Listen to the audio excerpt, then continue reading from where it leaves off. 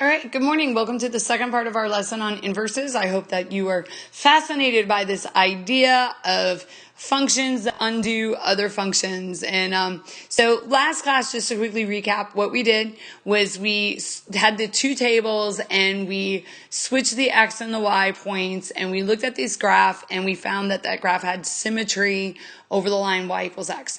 And then we looked at the equation for a line, and we went through the process of finding the inverse function. So what we're going to do today is just reinforce the idea of the symmetry with our inverse functions over that line y equals x. So what I'm going to do is put some graph paper up here with our coordinate plane. And to recap from the last class, we had the original function, which was f of x is equal to 1/2 x plus 3. And then we found the inverse. And I want to do that in a different color. Let's do that in green. All right. There. Oh, that was. Let me do that better. That's the.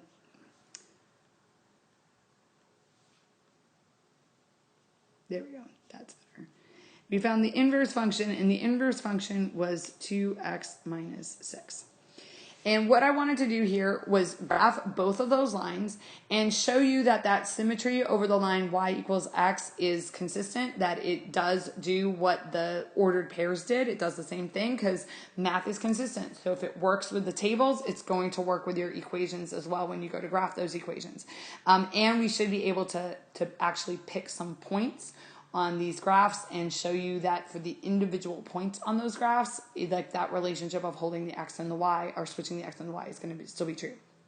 So for the purple function, we have a y-intercept of 3, and then the slope is 1/2, and so that means that you will go up 1 and over 2.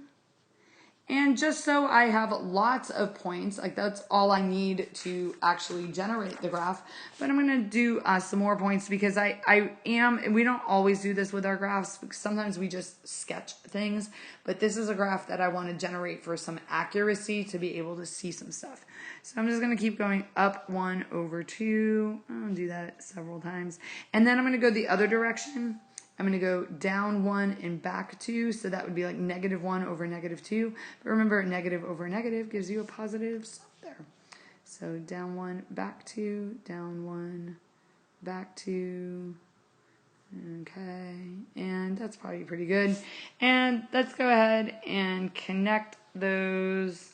And we get a beautiful line. It's like the best thing about my day. It's not actually the best thing about my day. I've had a very good day, but I'm tired and wilted. I ran 13 miles this morning in the blazing heat. But it was good. Okay, second one. We have a y-intercept of -6. So 1, 2, 3, 4, 5, 6 is going to be down here. And a slope of 2, which of course is 2 over 1. So for this line, I'm going to count up 2 and right 1. And again, because we're doing this for some accuracy, up 2 and over 1, up 2 over 1, up 2 over 1, up 2 over 1. And we get something like that. Okay. Now, what I'm going to do is let's actually look at a couple of the ordered pairs on this. Now, remember that there's an infinite number of points on these lines, and that like where we've kind of colored it in between the dots, like those are points too. They're just kind of yucky points. They're points that have fraction and decimal values, and so it makes it hard for them to work with. So we don't generally work with them when we're working on the coordinate plane, but those are still points. Sometimes like students think that the only points are where you see the dots, but that's not true. Like all of the points on the line are points on the line, even the ones that have yucky numbers. We just don't like to deal with the yucky numbers. So let's take a look at this point right here, the y-intercept. So this is the point 0, 3. And if I go and actually, I think I want to write that on the other side. 0, 3. right there. And if I go and look at the other graph, like remember like switching the x and the y, like the 0.30 should be on the inverse. And lo and behold, the 0.30 is. Let's go back over here. Let's just look at this. This is the point 1, 2, 3, -4, 1. Okay, is back there, which means that the point 1, -4 should be on the green graph. So I go over 1 and down 1, 2, 3, 4, and look, there it is. The point 1, -4. And so that same pattern that we saw in the table is true even when you're working with functions. Now, let's take a look at this point right here. This point is 1, 2, 3, 4, 5, 6. 1, 2, 3, 4, 5, 6. I'll do that one in a different color. That point is the point 6, 6. And that, when you switch the x and the y, it's going to be 6, 6, which is why it's on both of the functions. So, because when you switch it, it doesn't change anything. And so if I look at that line, y equals x, I can still see that same symmetry. And I know my red line is a little bit like wobbly there. But every single point on the purple line is reflected on the green line. And you can kind of watch me as I'm tracing that through. And then if the purple line is over on this side, there'd still be a point on the green line. You'd just be mirroring it the other way. And so it still has that same symmetry that we saw with the ordered pairs. Now, that brings us to, if you're asked to graph inverses, and I think, and I don't have a laptop like out where I can actually look at stuff right now, but that there is a question on your homework that deals with, here's a graph, sketch the inverse. And what I want you to do for that, okay, so like I'll just kind of do an example problem for your homework, but let's say you've got like some graph, okay, and you are asked to sketch the inverse. What I want you to do is draw on the graph as carefully as you can the mirror line, okay? And then what I want you to do is pick a couple of points. And you might have to look kind of hard for it. So like right here, I'll kind of show you where I'm pointing. Right there, it looks like the graph goes through a lattice point. Okay. And then where else? I was really horrible at this. Because I am actually not, like here's one. Like right there. And we kind of want to get one on the other side. Like that's close enough. We'll make like the big dots. We'll do that. So you would actually find out what are the coordinates of this point. So this is 1, 2, 3, 4, 5, 6, 7, and then up 2. So this is the point -7, 2, which means that when you go to do your inverse, you're going to go to 2, -7. So 1, 2, 1, 2, 3, 4, 5, 6, 7. And I lost it. 1, 2, 3, 4, 5, 6, 7. Like right there. And then do the same thing with this. So this is the point 2, 1, 2, 3, 4. The point 2, 4. So we're going to do the point 4, 2. 1, 2, 3, 4, 1, 2. Going to be right there. And then this one is 1, 2, 3, 4, 5, 6, 7, 8, 9. And then down 2. So 9, -2. So we're going to do -2. And then up 1, 2, 3, 4, 5, 6, 7, 8, 9. And then what you're going to try to do, and it's going to be I guess that's right, is draw the best graph.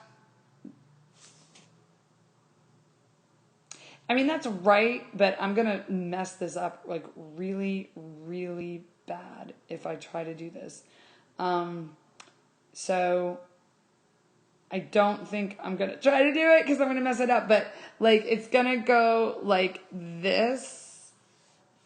You guys can't see like where my cursor goes off.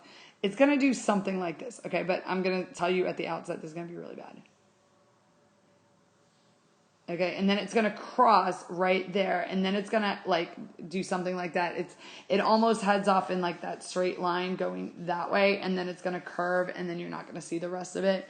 Like maybe the rest of it would like peek out over there, but I don't. Yeah, it won't. It's a little close. So you're gonna do something like that. I don't think the one I put on your I don't think the one I put on your homework is like that hard because I wasn't randomly doing something on a graph. Okay. So that should help clear out like a little homework question. All right. So the next question that we have here is, how can you tell if, like from a graph, if they are inverses? So I'm actually going to, type a couple of questions on here and then we'll talk about them. So a question that you might get a lot is like, are these functions inverses? And you might be looking at some graphs, or you might be looking at two like equations, like two like like equations there. And so I wanted to answer both of those questions.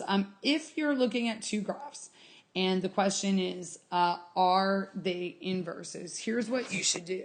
You should draw the line y equals x, and then look for that symmetry.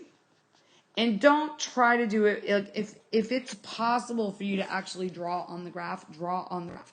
Like it's hard for you to tell if they're symmetrical if you're trying to imagine the line, and if the graphs have other symmetry, like maybe the graphs are symmetric over the x-axis. It's really, really easy to kind of fool your brain into thinking that they're symmetrical over the line y equals x when they're not. And so what you should do is you should physically draw in the line y equals x and then pick a point and see if it's actually mirrored on the other side of the line. So really don't try to do that in your head.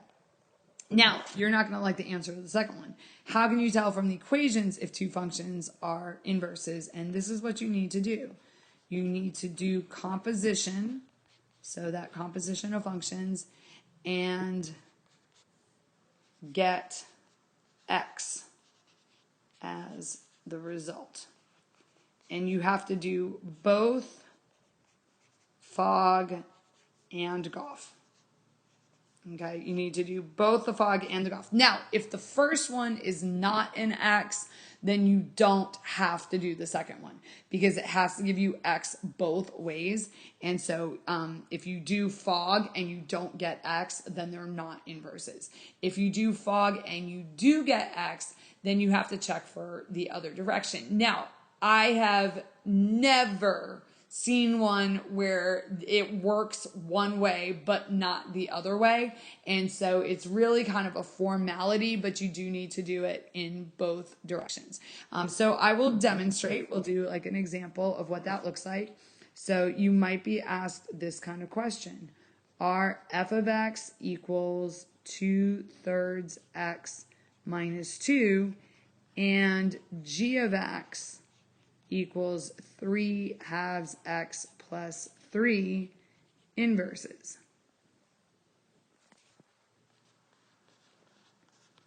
So are they inverses? And that is not necessarily easy to see whether or not they're inverses. And so what we need to do is we need to do composition. So we'll start with Fogg. And remember, your first step is to copy down the first function. So you're just going to copy down 2/3 x minus 2. And what I'll do here is I'll actually erase it and change the color. Like in the composition lesson, I was actually doing a separate step. Then you take the second function and you're going to plug it in where you have the x. So you're going to plug in 3/2 x plus 3. And now you actually have to go through that simplification.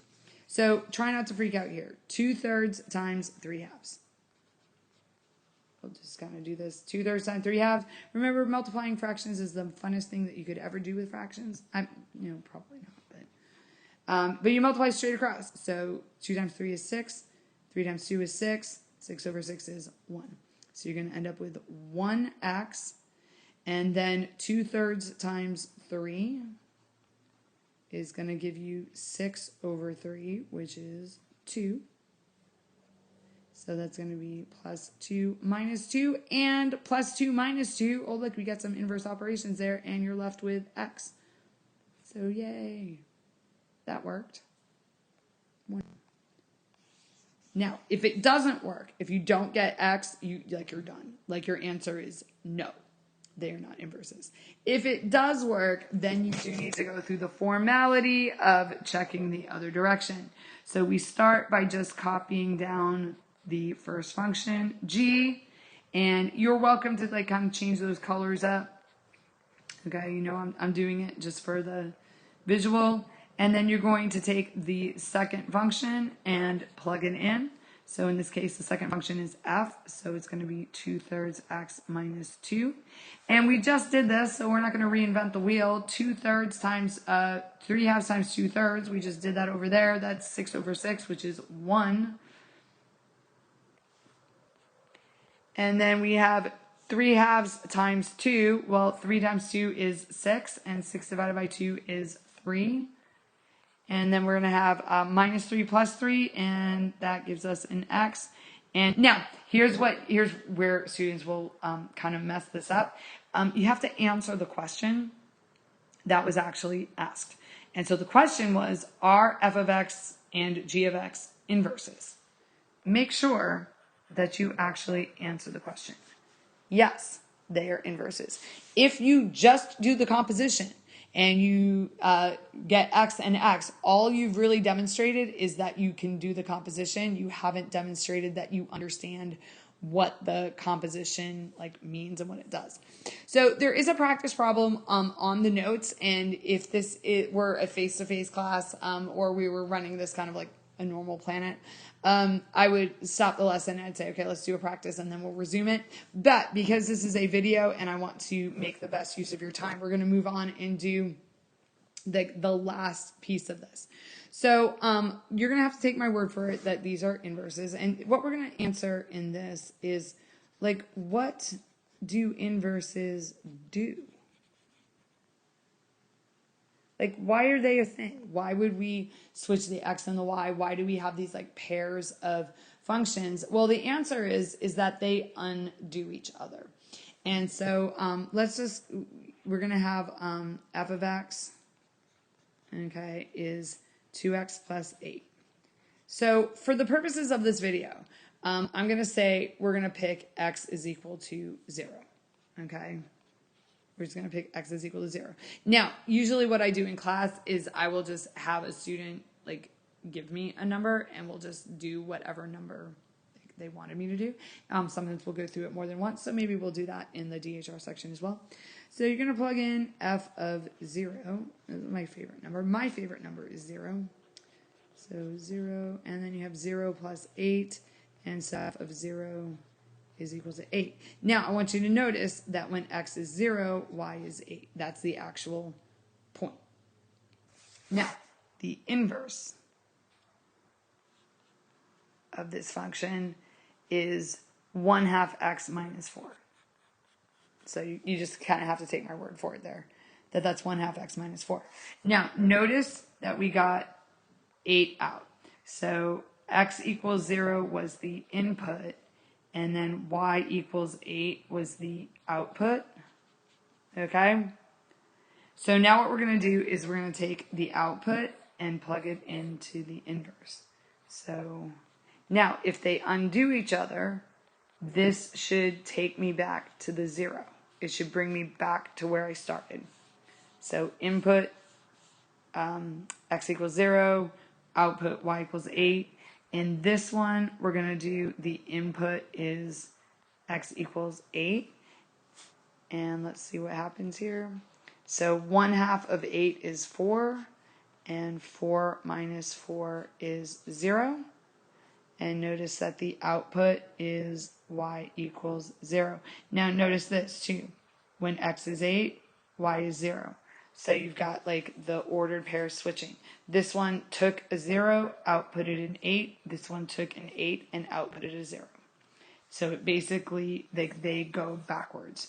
This function does something, and then this function undoes it and brings you back to where you started, which in this case was a 0. And that will work for like any ordered pairs like at all. And it works for all pairs of inverse functions. So you might also be asking like, okay, like, so what? Okay, so what? Like, why is this an important thing? Why is it important that if we have a complicated function and we do something to it, that there's a way to undo it? So I'm just going to give you like what I call the cell phone example here. And it doesn't have to be a cell phone. It could be like any kind of phone. But when you talk into a phone, you have a audio signal from your voice. So your vocal cords vibrate the air, and that creates a sound, and that is picked up by the microphone in the cell phone. The cell phone does not broadcast that audible signal. The cell phone takes your audio, okay, and changes it to some kind of electromagnetic or like radio. It like depends. Or it could just be like electric if it's like a landline where it's connected to a cord and a wire. The point is that it takes your audio signal and it changes it using a complicated function, a complicated process that takes that audio input, like the microphone vibrates, and it changes it to some other kind of signal. Then it uses like electricity or like cell phone towers. It uses some kind of technology to transmit that other signal. But when it gets to the other phone, so if you're calling your mom for a ride home from school or whatever, when you get to the other end, like the other cell phone has to be able to change it back. It has to undo it. It does no good at all if you convert like an audio signal to an electrical signal and then it stays as an electrical signal. Like when it gets to the other phone has to undo it. That's an inverse function. So you do something and then you need to undo it. It needs to go back to your voice so your mom knows to pick you up from school and it can hear your message. And it does it really fast. It does these really complicated like changes really, really fast. The same is true for a text message. You're typing like on a keyboard and you see particular symbols. Well, it's not like there's like a bunch of like A's and B's that are like flying through the air. The A's and B's are changed into a different kind of signal that can be transmitted. And then your friend's cell phone has to be able to change it back. Otherwise, you would have like hodgepodge stuff. So if you're wondering like, well, why are inverse functions important? Why is this something that like somebody who's going to go into a STEM career, like why should you have to learn this? Because like that's how all our technology works. It's how tons of stuff works. I mean, not everything, but lots of stuff. All right, so let's bring it home with a quick practice, okay? And the practice question is this: are f of x equals 2x minus 1 and g of x equals 1/2 x plus 1 inverses. Now remember that this is a yes/no question. Okay, in order to answer the question, you have to give a yes or a no. And you might be tempted right off the bat, like to try to do this without doing composition. And I will admit there are other ways to figure out if things are inverses. Like you can kind of play trial and error with some numbers. You can actually find an inverse and see if they match. But the accepted way is to do composition. So I will actually do this out on the next slide. And if we're in class, we'll do it out together as class, or we'll share work on like whiteboard, chat, or something like that.